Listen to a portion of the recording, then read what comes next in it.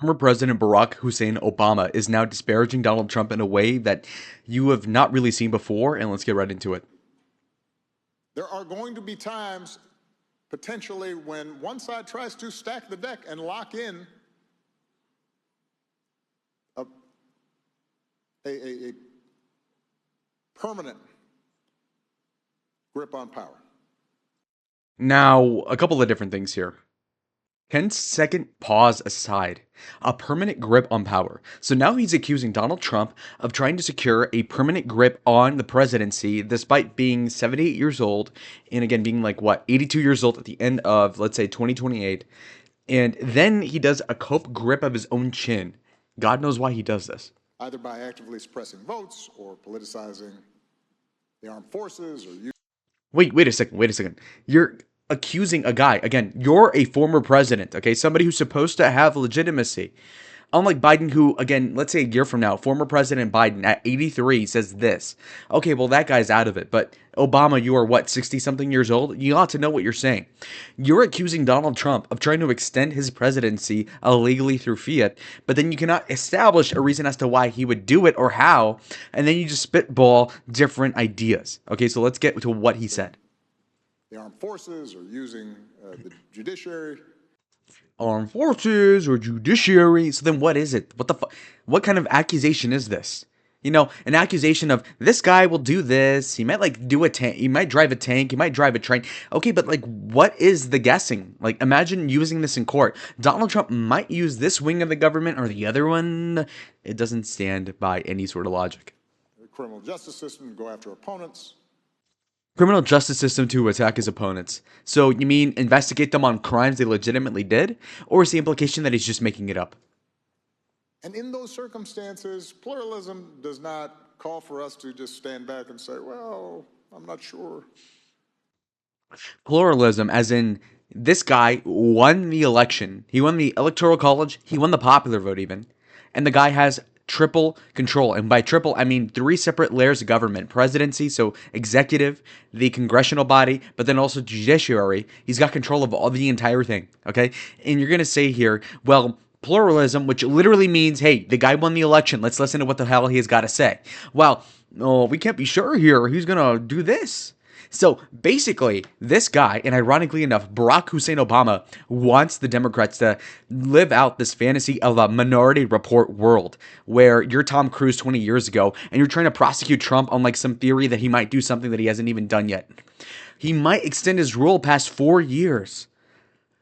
Evidence. Ugh. Okay, so Mr. Hearsay in Chief, what the hell else do you got to say? That's okay.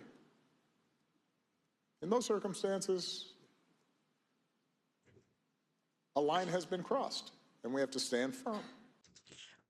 Very rich for Barack Hussein Obama. Again, Martha's Vineyard resident, by the way. Man of the people, by the way. Very rich for the guy to say, line to be crossed. Buddy, wasn't the red line in Syria this whole fiasco 10 years ago? Why? I have a red line, Bashar. He didn't freaking care. He didn't care. And for good reason. What the hell did Obama do but strike civilians with drones, okay? Now, I'm just pocket watching, I'm just hating. But anyway, the point is that Barack Obama is a shill of his former self. He lost his riz. He lost his aura. The guy has no sauce. He's out of commission. But in other news, we have Tim Walz, who is now known as the failed vice presidential candidate with Kamala Harris, of course. He is lamenting the results of the election, as we could all predict, but let's see what he says. Understand what type of leadership do they want? We were pledging to be inclusive. We were pledging to bring people in. Donald Trump is... Again, this is giving lame Girl Scout counselor vibes. I was being inclusive. I got all the girls to agree with each other. They wouldn't beat each other up. It's like, okay, but we are complaining about our gas prices. Renting is difficult for young people my age and everything like that. College prices. And this guy's gonna be like, well, okay, but we brown-nosed every different minority group. Okay, well, that doesn't solve anything now, does it? What a lame way pledging to bring to do this. People in. Donald Trump has said that isn't what he wants. And so if that... This is such a... Oh, and again, I'm not white, but this Tim Walz guy is basically the phenotypical and stereotypical archetype of the submissive, cucked white stepdad, okay? Stepped on all over, just completely placid, goes along with whatever the mainstream says, and is a complete nincompoop. Okay, think less Hank Hill and think more. I don't even know what the hell to compare him with. This guy's a complete doormat. Doormat. You think his wife gets excited in bed with this guy?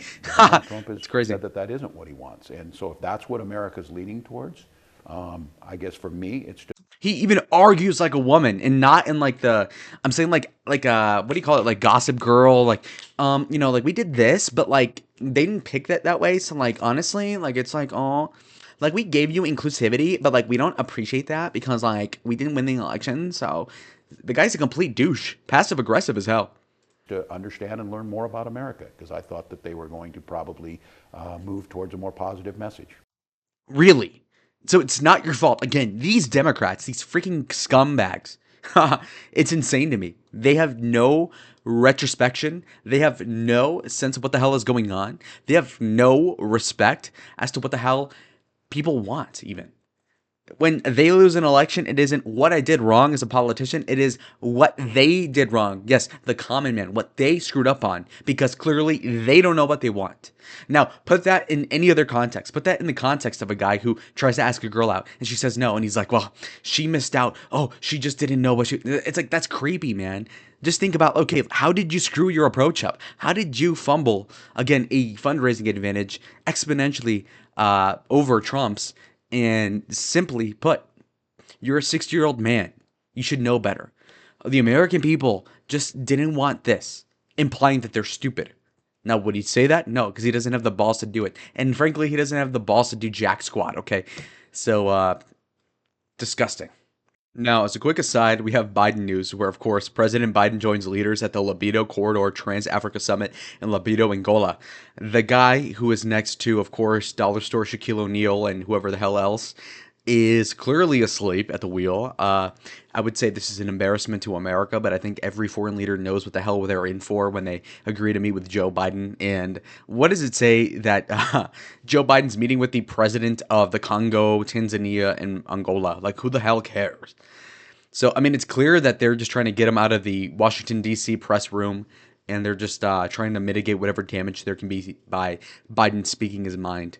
I mean, as we remember, of course, Joe Biden handed Kamala like at least a half dozen L's, whether it was calling Trump supporters garbage, among other things. I mean, it's very obvious that Joe is being thrown off into some like island. So much like a Napoleon, he's trying to be, he might be exiled at this point, even though he's theoretically the president here on paper. So yeah, the guy's completely asleep at the wheel. And can you blame him? I mean, that Africa's Agenda 2060.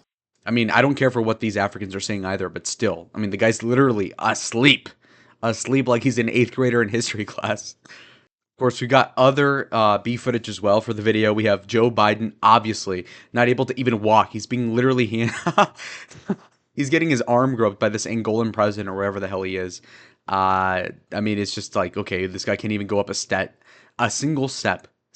I mean, it's kind of insane. He's getting dog walked, literally. I don't even know what to say, man. I mean, I still hate him less than Kamala Harris, and I'm not even kidding.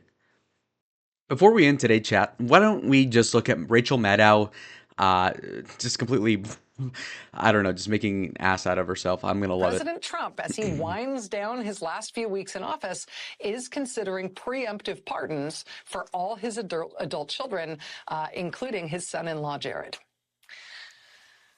Again, this is, just think about Hunter Biden. Just think about Hunter Biden. It's crazy. What a mess. More as we know. Cue all the hand-wringing and gnashing of teeth today about a president using his power, his pardon power, his powers as president, to do something for a family member. Tell me more about how outraged we all are about President Biden's pardon for his son. President Trump. What a douche. And you don't often see that sentence about a woman. Now, of course, the definition of woman is stretched when we're talking about Rachel Maddow. I don't even know if she's a lesbian. I can just kind of guess. But anyway, the point is like, dude, really? Really? That's just delicious. That's just delicious. Now, granted, is the Hunter Biden pardon disgusting and also immoral? Yes. Do I viscerally even care? Does it matter if the guy smokes crack in some underpass in Delaware? It doesn't affect me. But what it does affect is my enjoyment over looking at these these damn millionaire journalist, in quotes, just completely 360. 360. Oh, Donald Trump might pardon Jared Kushner. He didn't, by the way. And then, oh, Joe Biden pardoned his son for 10 years retroactively. Nothing to look here, chat. I love to see it. I love these little worms squirming. Oh my god, delicious. Anyways, so like the video if you like the content, subscribe if you haven't yet, and comment down below if you have any suggestions as to what I should do next, and I'll see y'all on the other one. See you next time. Adios.